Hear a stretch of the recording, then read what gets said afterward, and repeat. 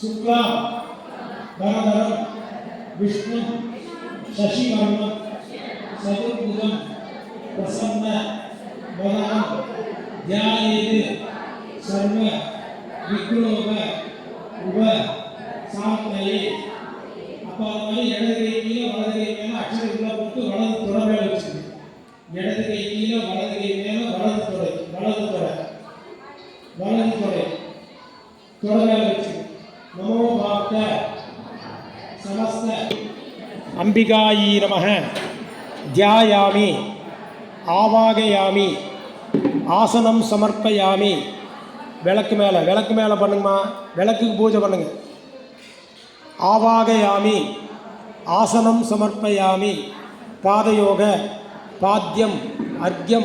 समर्पयामि 3 தடவை அட்சதை எடுத்து பாதத்தில் போட்டுங்க अक्षतां समर्पयामि दिव्य परिमल